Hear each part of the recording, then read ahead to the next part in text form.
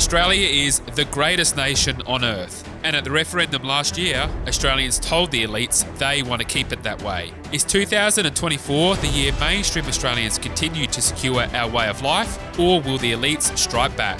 In Season 3 of Australia's Future, former Prime Minister Tony Abbott will share his unique insight on the future of the Australian way of life. Hi everyone, welcome back Tony to Season 3 of Australia's Future with Tony Abbott. It's great to be back for a big year. 2024 will be incredibly important to our nation's future. We've had a big 2023 with the defeat of the voice to Parliament, and we're looking forward to the year ahead. There is no one better to get their insights and assessment of the future of our nation than former Prime Minister and, more importantly, distinguished fellow of the IPA, Tony Abbott. Tony, Happy New Year and Happy Australia Day to you. Well, thanks, Dan. It's lovely to be back talking to you on a regular basis, and it's wonderful to be here on the eve of Australia Day to celebrate what remains the greatest country on earth, certainly the best country on earth to live. And our challenge is to keep it that way. And the great tragedy at the moment is that so many Australians who should know better in the corporate world, in the sporting world, in the political world, keep running our country down and keep angsting about our history, angsting about our National Day. I say to the people who won't let this go, please get over it. There is no better day to celebrate our country than the 26th of January, because it was back on the 26th of January 1788 that modern Australia began. There is no better date to celebrate our country than this one. So let's stop all of this breastbeating, all of the sanctimony, get on with acknowledging that whatever faults we have, we're a great country, and our challenge is to make a great country even better. Well said, Tony. A great way to kick off our Season 3. So we'll be talking about Australia Day. Let's just roll straight into it. So what you've just said then is what Australians agree with. Some polling we put out recently found 63% of Australians support Australia Day on the 26th. Only 17% want to change the date. But as you've just identified, there's the usual suspects, the activists, the big corporates that are dividing us and diminishing our National Day. Why, reflecting on your time as leader and your extensive involvement in public life, why do they do this? Why are these corporates always taking one side of the political debate? Look, there are some people who just want to try to keep everyone happy, and they are trying to appease an activist class which will never be happy. There's the Indigenous activists who really want special treatment for everyone with a bit of Indigenous ancestry, and they're going to keep up their campaign of Invasion Day. And then, of course, there's the cultural Marxists who don't like Australia. They don't like our democracy. They don't like our market capitalism. They don't like our Judeo-Christian ethic. They don't like the fact that we're part of the Anglosphere. And nothing that we do is going to satisfy those people. And that's why it is such a mistake for well-intentioned, polite people and I suppose self-serving, virtue-signalling people to keep pandering to it. I mean, let's look at the alternatives. I suppose we could, at a pinch, celebrate on the 1st of January, which was the anniversary of the formal inauguration of the Commonwealth of Australia back in 1901. But we didn't actually have, at the Commonwealth level initially, votes for women. Certainly the initial Commonwealth was not as sympathetic to Aboriginal people as it subsequently becomes. So there are issues with that day. We could choose Anzac Day, but the same people who say that Australia Day is the celebration of invasion and the celebration of disposition would then no doubt say that Anzac Day is a celebration of imperialism and warmongering. So there is no better day than the day we've got. We have been celebrating one way or another on the 26th of January ever since Governor Macquarie's time, the 30th anniversary, I believe, of the raising of the flag and the toasting of the King at Sydney Cove was celebrated back in 1818 under Governor Macquarie, and we should just keep doing it. And I would like to see something that puts an end to all this agonising, whether that's legislation, just confirming that Australia Day will be on the 26th of January, with perhaps some kind of special entrenchment provision like we've had with the GST law, etc. I think it's absolutely time for us to put the annual agoniste over Australia Day behind us and get on with celebrating our country, which deserves to be celebrated at least as much as any other country on earth and more than most. And the fact that we now have a slightly higher than average proportion of Indigenous people in the Parliament shows that Indigenous people are fully part of the Australian mainstream. It shows that we are bending over backwards to try to do the right thing by the first Australians. The fact that we are attracting millions of migrants all the time from the four corners of the earth demonstrate that this is a great country. Certainly, it's never been less racist. It's never been more colourblind. And in these respects, it's better than most and as good as anywhere. Yeah, there's a couple of key points there, Tony. I mean, one is you're right about the dates. When there's people who say, well, they want to change the date, they don't want to change the date, they want to cancel the date for the reasons you've just outlined. They know that if they move it from the 26th, then people won't have the same attachment to the day, and that's the point. Yeah. Just on to your point about what can be done. I know that there's, I think it was Henry Pike, MP, had a private members bill around. Basically, if you want to change the date of Australia Day, it can only be done by plebiscite. Yeah. Now, I think the last thing Australians want is another plebiscite right now. But I think that on the face of it is a good idea and would probably put to rest some of the angst that exists on that matter. Do you sort of share that view, or would there be other approaches you might take? I think Henry is very much on the right track. We do need something decisive that will put all this agonising behind us, because it's demeaning to our country, frankly, and it must be very confusing to overseas visitors who are here because they know what a great place it is, and yet we seem to be constantly angsting over it all. So I think Henry's absolutely on the right track, and I hope that the next coalition government will look at something like this, because we can't go on as we are. Yeah, well, I think there's a lot of hope there, because Peter Dutton has been exemplary on this matter and on a number of other matters. Yeah. His call for a boycott of Woolworths, I think, was spot on. Australians, I mean, I think they look to you and your time as leader as someone who stood up for Australia and would actually defend our values. Yeah. And now I think in Peter Dutton they have someone else who will give them a voice, and they're desperate for this sort of leadership. So I thought his call was excellent, and I think it shows how far we've come on the centre-right. The idea even 1 or 2 years ago that a leader of a major centre-right party would call for a boycott of a big corporate was probably unimaginable.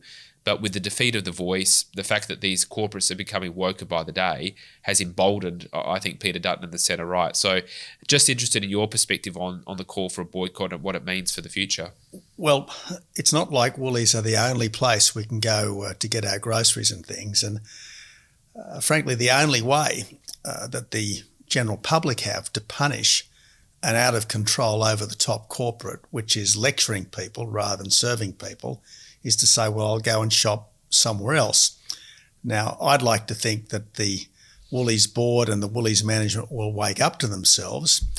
But interestingly, along with quite a few other elite groups, rather than heed the message of the Voice referendum last year, they've been doubling down on their virtue signalling and doubling down on their commitment to Indigenous separatism. I mean, let's not forget that Woolies was one of the many big public companies that gave a massive amount of money to the Yes campaign. I think Woolies, from memory, gave $1.5 million of shareholders' money to the Yes campaign. They're not stocking Australia Day themed merchandise. They ostentatiously made a big look at me announcement about this. Yeah. And really, I mean, business should avoid virtue signalling on social and political issues.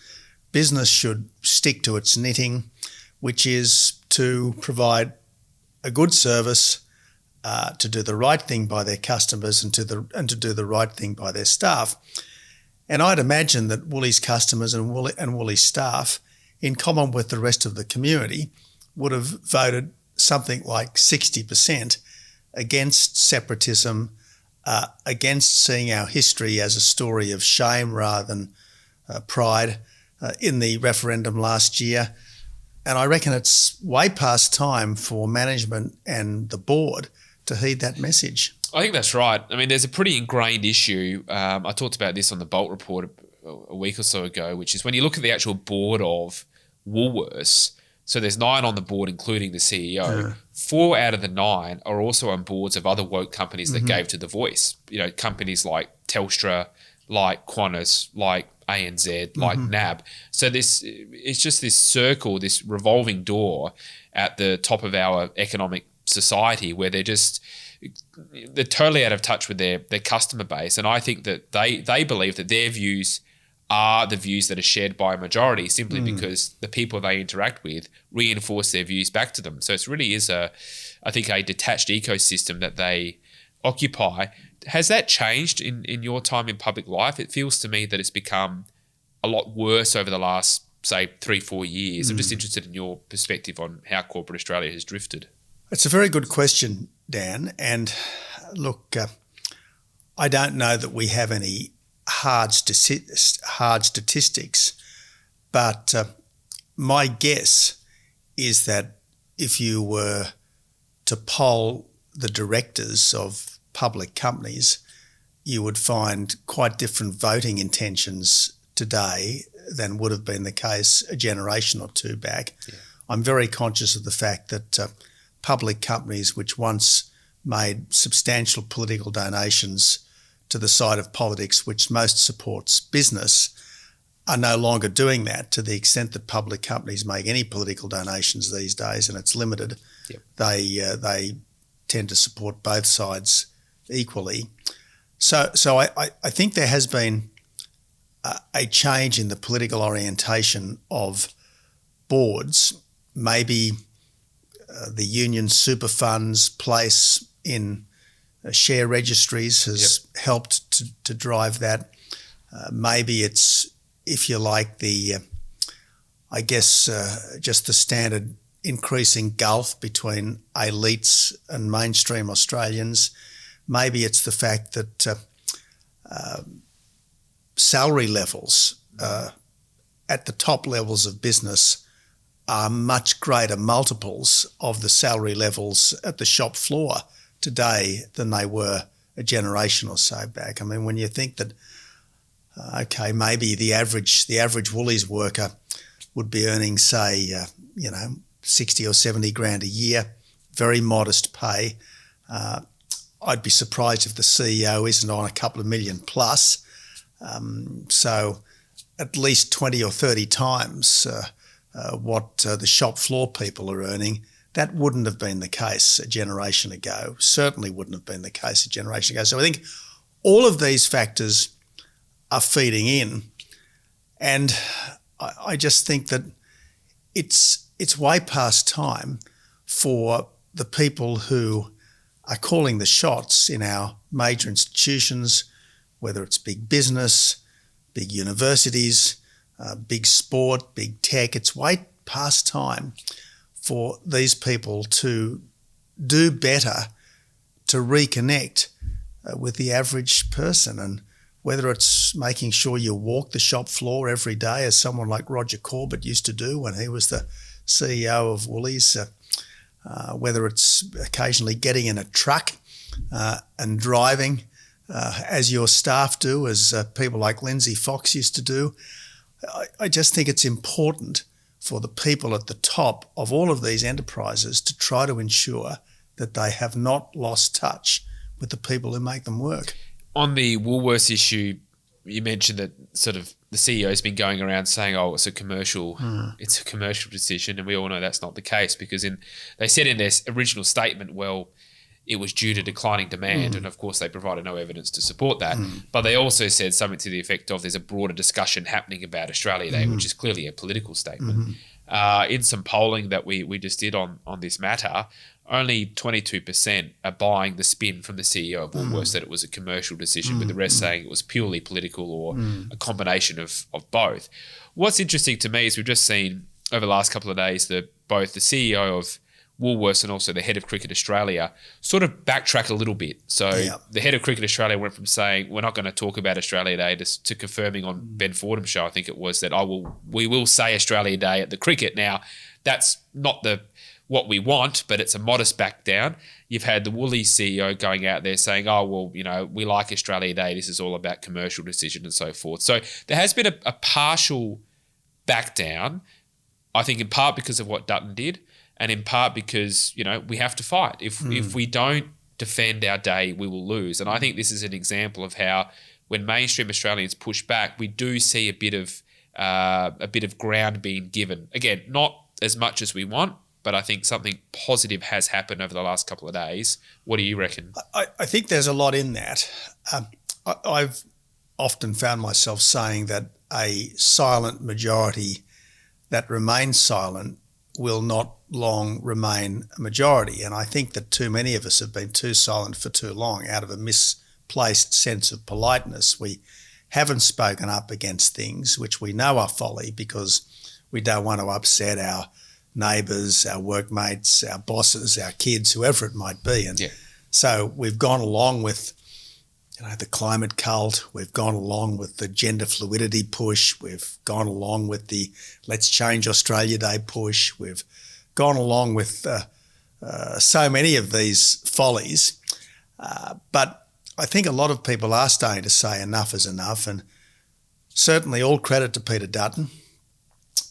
Peter, in opposing The Voice, particularly at a time when it still looked more likely than not that The Voice would succeed, was showing the kind of courage and principle from a centre-right political leader, which has been all too rare over the last decade or so.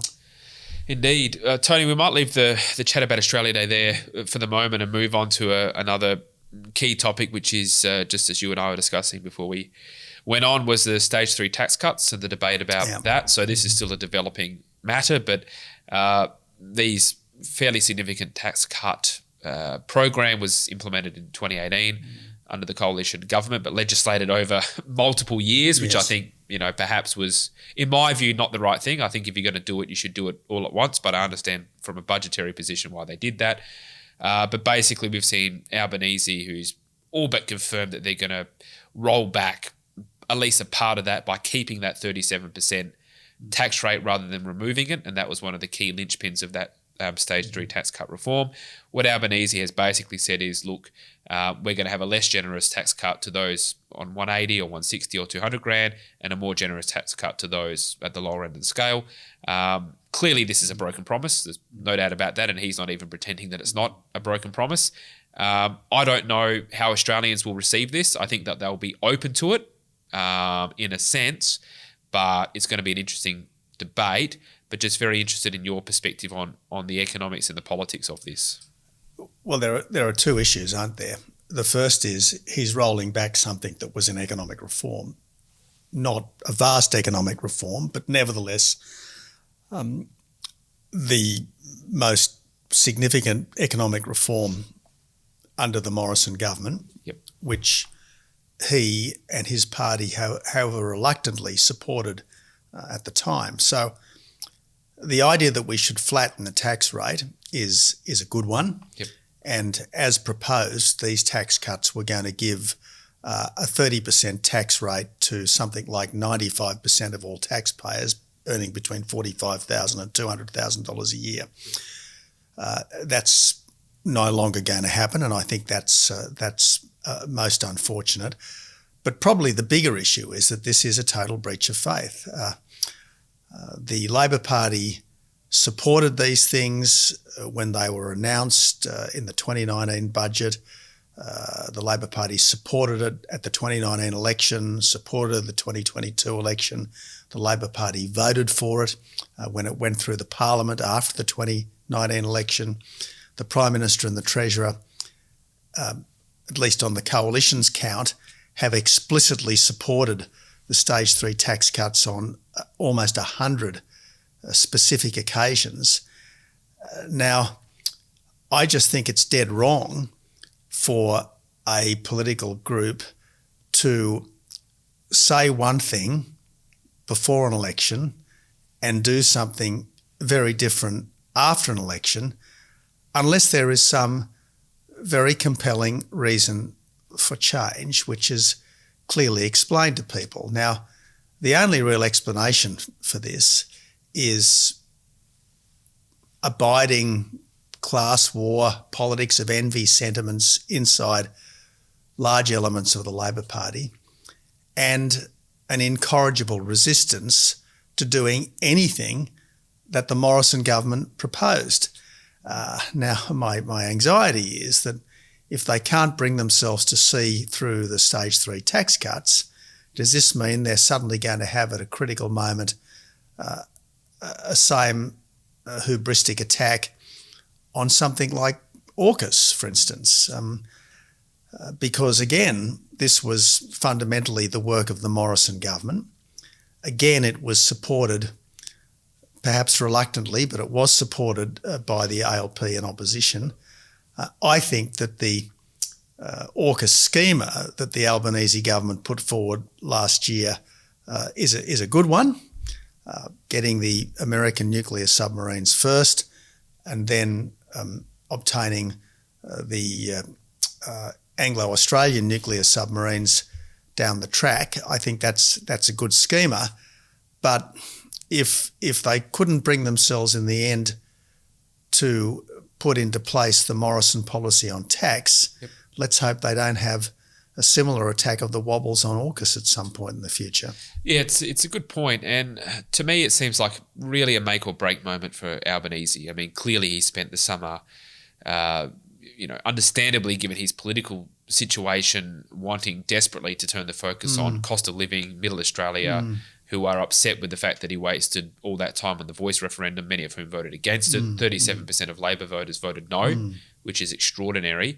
I think if he is able to get these through, the plan or the thinking there would be that it'll be the start of the turn of his fortunes. Now, it may not be, I don't know, but that would be the thinking. But if this goes down, or if he backtracks, or if there's rumblings from in the Labor caucus, then he could be in a lot of trouble. So I see this as really, he's trying to set up the year, a clear political contest with Dutton. Just interested, I mean, you were a master really of setting up contests that unite your party and divide the others. Do you think this, just from a purely leadership perspective, do you think this is a wise course of action from Albanese, or do you believe that he's going down the wrong road and he'll regret it? Well, I think he will regret it. I think he'll regret it very much, because he could have given more to low-income earners without taking away from higher income earners the tax cuts that they had been repeatedly promised and which had gone into LAW law. Yes, it would have cost the budget a bit more, but he's boasting about budget surpluses. So, and as we know, the big expense when it comes to tax cuts, the big cost to the revenue, if you like, is the tax cuts at the lower end, where there are lots of taxpayers, not the tax cuts at the higher end, where there are relatively few taxpayers. I mean, we have to appreciate that at the moment, the bulk of income tax comes from higher income earners. The top 10% of income earners pay something like 50% of income tax. By contrast, the bottom 50% of income earners pay something like 10% of income tax. So the danger when you effectively increase the tax burden on the top income earners is that sooner or later you're going to kill the goose that lays the golden egg. There has to be reasonable incentives for our best and most productive people economically to keep coming up with good ideas, to keep working hard, to keep employing. And every time government dangles something in front of them and says, look, here is something that you can aspire to, and then snatches it away just when they're about to get it, it's telling the aspirational people of Australia the effort's hardly worth it. So apart from the fact that it's a serious breach of faith, apart from the fact that it's rolling back a modest but important economic reform, it is saying to the aspirational people, we don't really care about you. And that's a dangerous sentiment for a government to propagate. Well, Tony, I think that's a good note for us to leave it on for our first episode back for Season 3 in 2024. So greatly appreciate your time and insights as always, and really looking forward to the chats throughout this year. It's going to be a big year as we head up to the federal election and a lot of other issues. So thank you again and looking forward to the year ahead. Me too, Dan. This is a production of the Centre for the Australian Way of Life at the Institute of Public Affairs. To find out more, visit australia.org.au.